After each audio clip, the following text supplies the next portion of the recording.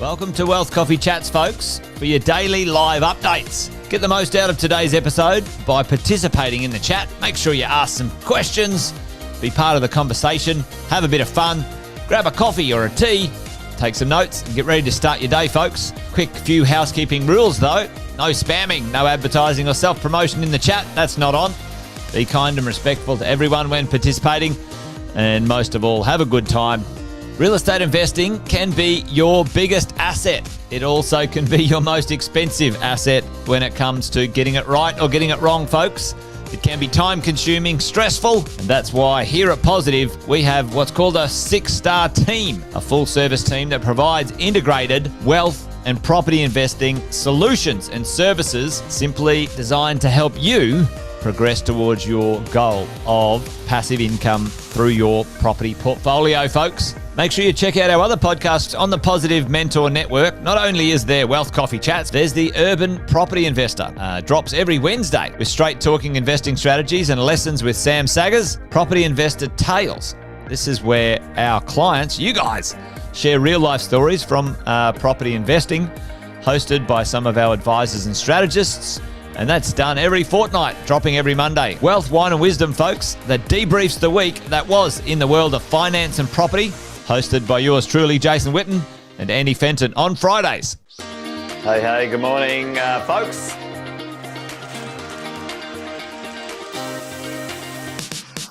Good morning, everybody. Welcome to another Wealth Coffee Chat. Hope you're well, folks, wherever you are. There it is, team. Morning. Morning, wherever you're tuning in from today. Early bird gets the worm, they say. Here at Positive, we offer a 6-star team. It's a team that help you at every stage of your wealth creation journey.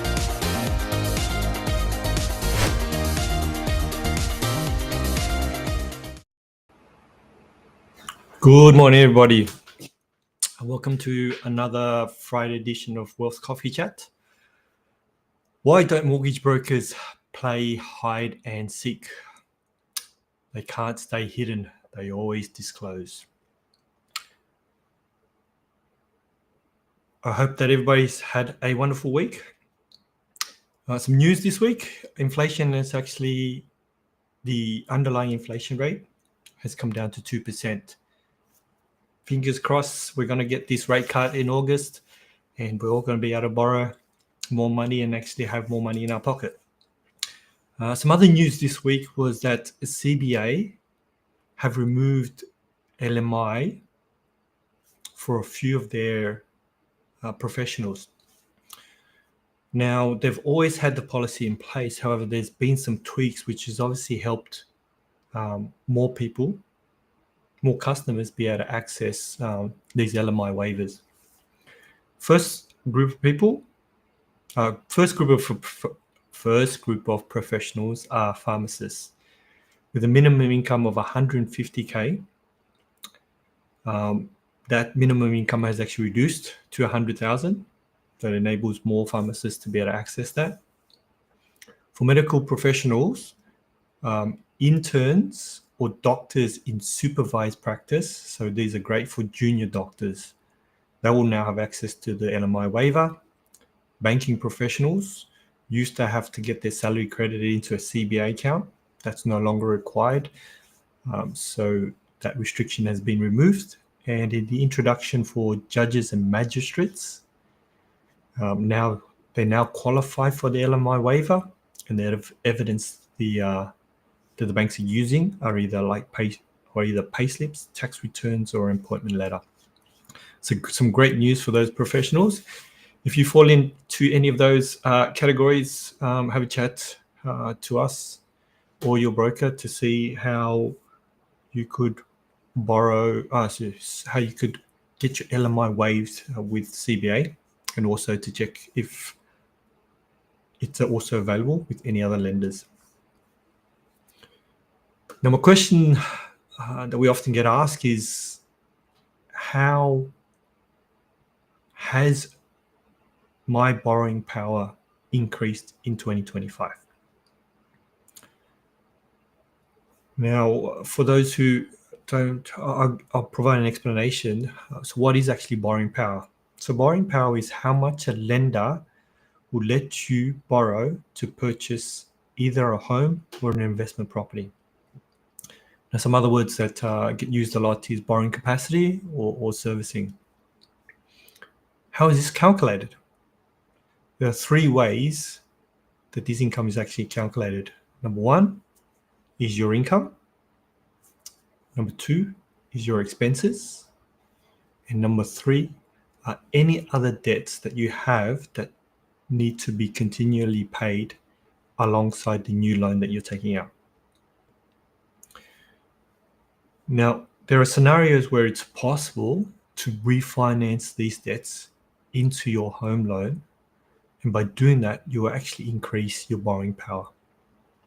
Now, this is due to the repayments on those debts becoming lower because the interest rate and the term of the loan is actually longer. So it will run alongside your home loan interest rate and the home loan term. Now, the key to this one is that when you do that, you actually look at repaying those loans back at the same repayment as it was before. The lower interest rate and the longer term helps with cash flow. But the lower interest rate actually helps you pay off that loan faster. So if it was a 5-year loan, say it was a 5-year car loan, if you can continue paying that loan out that's been refinanced in your home at the same rate, that 5-year loan can potentially go down to 3 or even 2 years. So you want to get rid of those loans as quickly as possible. Now, the other thing to remember is that your borrowing power isn't fixed, and there's always ways that can help you increase borrowing power. Some of them are within your control, and some of them aren't. Now, we'll give you 4 reasons that your borrowing power could have increased this year. Now, the first reason that your borrowing power could increase is because interest rates have dropped. So 12 months ago, average interest rate was around 6.3%. Today, it's closer to 5.8%. And I actually have seen rates under 5%. I've had, I believe it was Macquarie Bank, have fixed rates, and there are a few other lenders out there that have fixed rates that start with the number 4. So definitely worth having the conversation. Now, I would probably say, let's see how the rates in August, when the rates in August are going to drop, and I'm just putting it out there because I would like that to happen.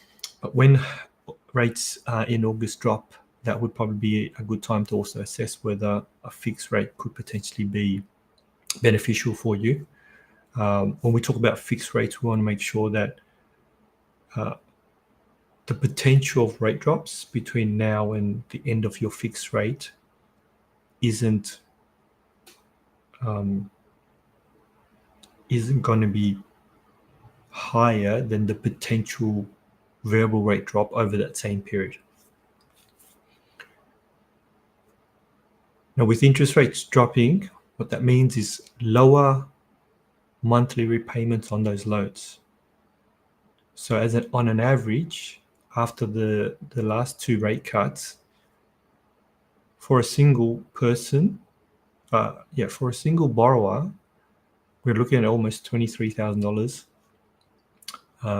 in increased borrowing, and for a couple, it can be anywhere between $40,000 to $50,000. Now, the second thing that has helped increase borrowing power are the stage 3 tax cuts. Tax cuts means more money in your pocket. Paying less tax means more after-tax income. Now, for a couple with no kids, you're looking at up to $47,000 increase in borrowing in your borrowing power. The third thing is wages are up. So there has been a 3.5% increase in national minimum wage and award wages this year in 2025. So wage increase means similar to a tax cut, but there is more money in your pocket, which means your borrowing power has actually increased. And the fourth one is HECS, or help, as I know the name's actually transitioned. But lenders are treating that debt differently. And if loans are close to being paid off, then that debt doesn't actually have to be declared as a liability. So as it won't be declared as one of the debts that are ongoing and it needs to be paid alongside the new loan that you're taking out. I've had scenarios where I've refinanced our clients' HECS debts against their home, which has enabled them to then go out and purchase an investment property. So there is some strategies there, but it's great that the lenders are now looking at those who only have a year left on their HECS debt and not having to have the requirement to actually pay that off. Now, this actually brings me to a scenario that I had yesterday when I was talking to one of my clients, and she had a question about another account and other products that gave her a high interest rate return. And when I spoke to her, I asked her, what your goal was. And the goal was to, she now has a lump sum of money that she's going to use to pay off her HECS. But there isn't a need to actually pay it off now. And she wants to use this financial year to park it in, to make the most of those funds. And her thought was, whether it's a term deposit, whether it's high interest rate account, and she was looking at that as an option. What I said to her was,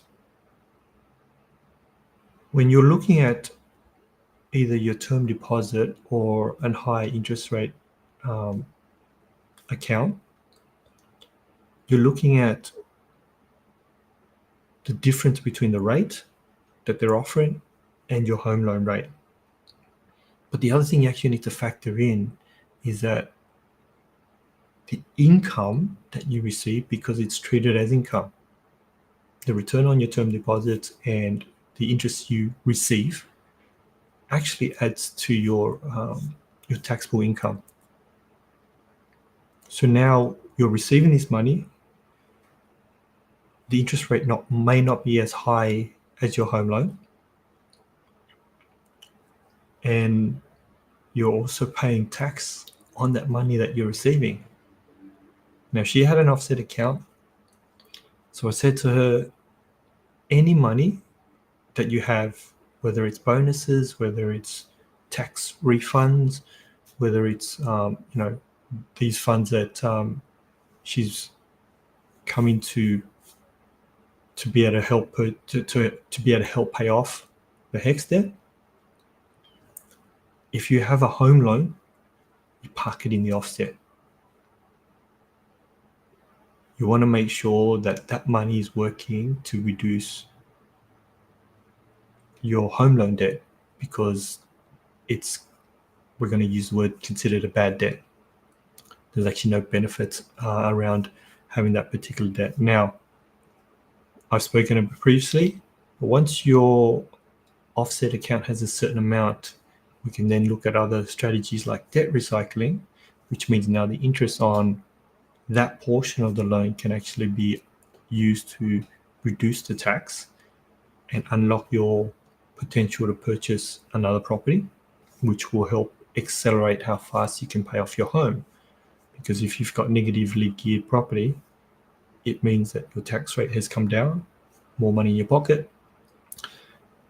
Those tax returns, like I said, if you're getting refunds on your tax returns, take the money, pop back into your offset account and continue that cycle.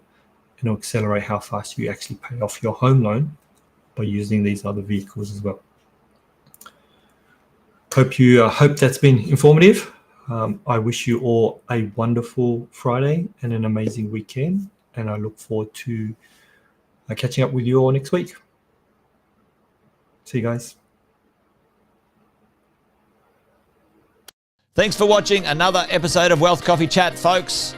Make sure you like, subscribe, and turn on your notifications so you never miss a thing when we go live. Improve your portfolio and investing game, folks, with Wealth Coffee Chats live every morning at 8:10 each weekday. Make sure you join us.